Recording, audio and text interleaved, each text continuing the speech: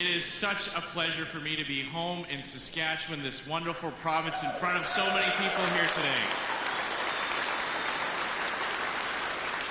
I want to thank Premier Higgs. I was in Fredericton earlier this week. We had a great turnout there, and I can tell you that the support for Canada's energy resource sector, the workers that pay their bills, that raise their families, thanks to this very important industry, is very strong in Atlantic Canada. I want to thank him for his leadership in fighting for this industry in his home province.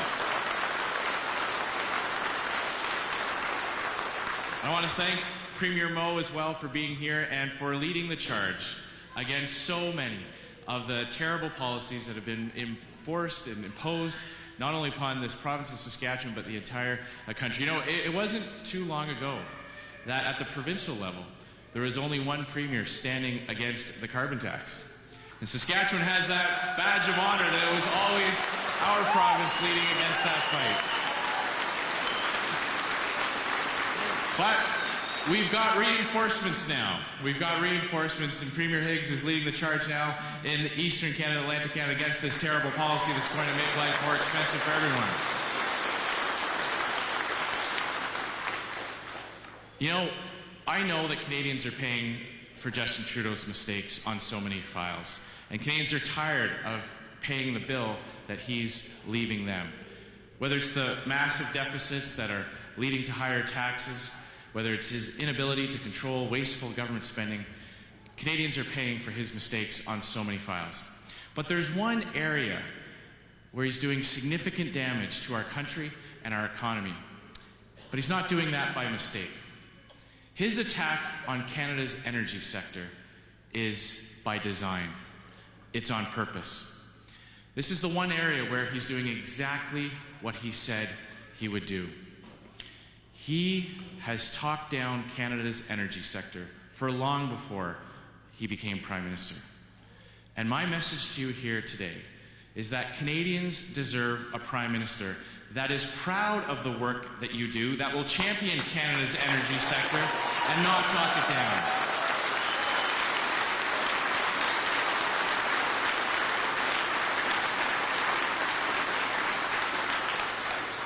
Justin Trudeau went around Europe telling his friends at fancy resorts and gatherings of famous people that he was frustrated that he couldn't phase out Canada's energy sector faster.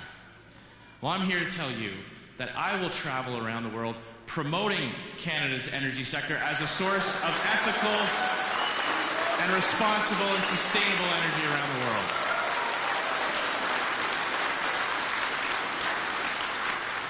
This industry is hurting. I know that. We hear it all the time. We see it when we're home in our communities. Your federal representatives know that there is a great deal of difficulty, a great deal of anxiety in this province, in Alberta, and in the sector across the country. We know that. We get that. We're fighting to undo the damage that's being done to you. You know, in Saskatchewan, we often face a lot of hurdles. You have to be made of special stuff to make it here in this part of Canada. Mother Nature doesn't just give it to you. You know, you gotta work a little harder. You gotta get that crop off a little quicker before the frost hits. When we have natural resources, sometimes we have to innovate to get them out of the ground. We have to find new solutions to tackle the hurdles that have been placed in our way. But what really hurts, what really stings, is when those hurdles aren't coming from external forces. They're not coming from market developments in other countries. They're not coming from natural causes. They're coming from our own government. When it's our own government that's making it harder to make a living, that's what really gets people in this country angry and fired up. And people in this province, we're not interested in this sector across the country. We're not interested in Justin Trudeau's offers of bailouts, of extra funds to mitigate the damage from his own policies. We don't want that. We don't want more government assistance. We want Justin Trudeau to get out of the way so that we can keep doing what we've been doing for generations in this country.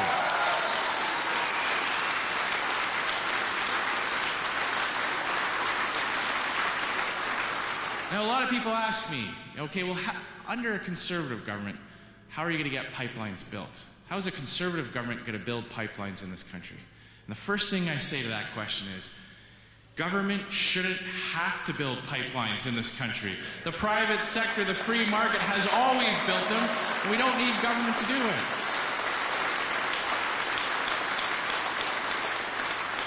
We need government to set the conditions so that energy proponents can do what they've been doing for decades, and that is build themselves. We need to make sure that the goalposts stay in one spot and don't just keep moving side to side and back and forth. We need to have Justin Trudeau to stop playing the role of Lucy, pulling the football away from the energy sector every time it lines up to kick the ball. When he buys the pipeline, he bought the Trans Mountain Pipeline. And we found out this week he overpaid for it. He paid almost $1 billion more than it was worth. Can you imagine having a prime minister negotiating with a company that had already decided to pull out of Canada? It was desperate to dump an asset and put their resources into the US. And Justin Trudeau paid more than the sticker price for a pipeline that he can't even build.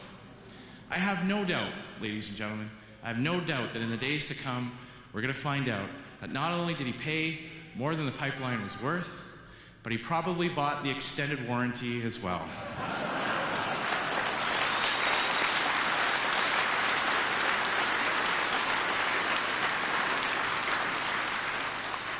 But it's not funny when you look at the damage that his policies are having on the workers, the people in this room, the people who are looking for work, the people who are worried about how they're going to keep their house, the small business owner that has for generations supplied parts or services to this industry that feeds so many families.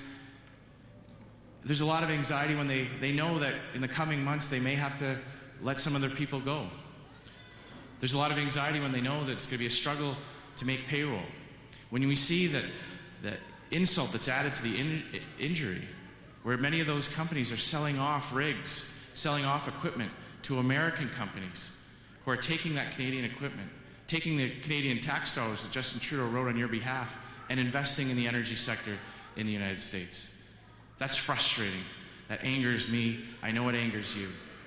It's frustrating when we see people blocking the export of Canadian energy.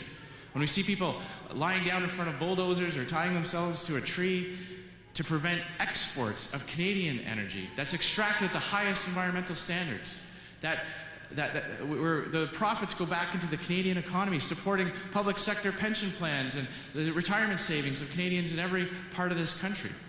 I get very frustrated about that myself, blocking Canadian exports of responsibly and sustainably developed natural resources. But I don't see them lining up and down the St. Lawrence, blocking tanker after tanker of foreign oil bringing energy from countries like Saudi Arabia, Algeria, or the United States into this country.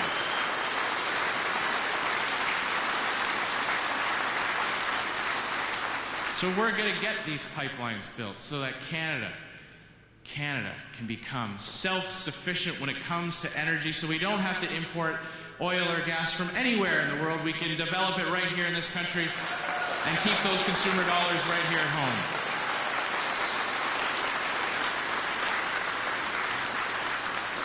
We're going to do that by undoing the damage that Justin Trudeau has done to our approvals process. I have a comprehensive plan that stands up for federal jurisdiction, declares these projects to be in the national interest because of the benefits that it provides in literally every single region. And my plan will make sure that decisions are made by Canadians. It is time that we end the practice of allowing foreign-funded advocacy groups from blocking and standing in the way of these projects.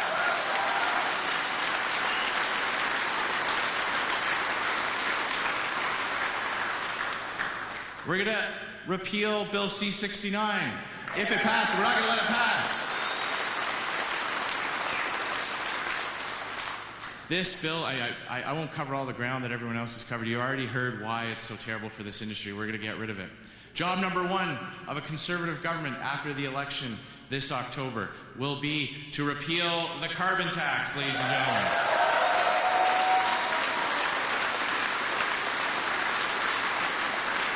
And don't let anyone call it a price.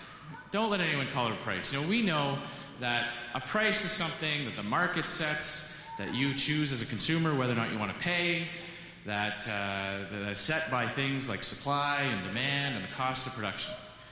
When the government assigns a cost, forces you to pay it, and collects the revenue, that is a tax. It is a tax every day of the week. It doesn't matter what they try to call it.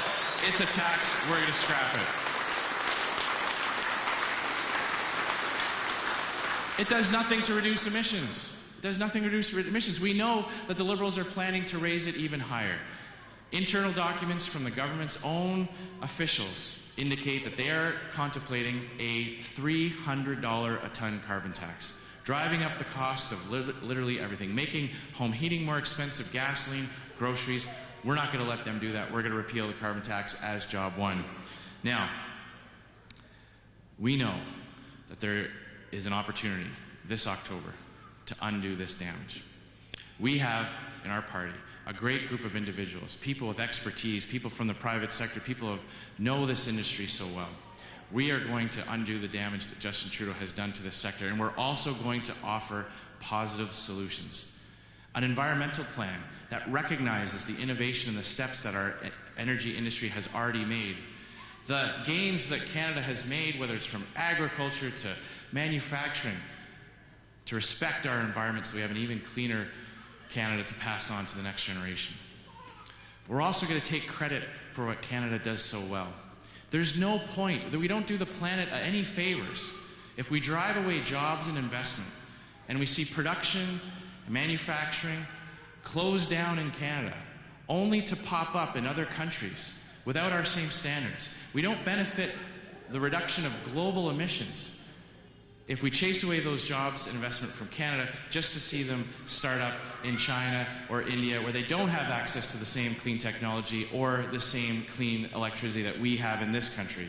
Our environmental plan will capitalize on the gains that Canada has made, incentivize reductions in emissions, and stand up for the energy sector that meets those standards every single day.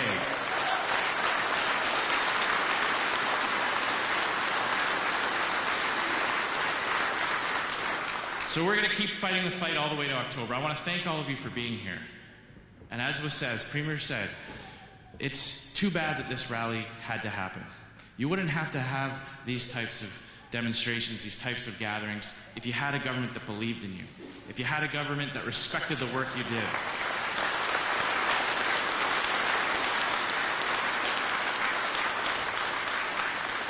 My commitment to you is that from now until October, we will fight against these terrible policies that Justin Trudeau is imposing upon Canada and the sector. And come October, after forming government, we will start to clean up the mess that he's left us.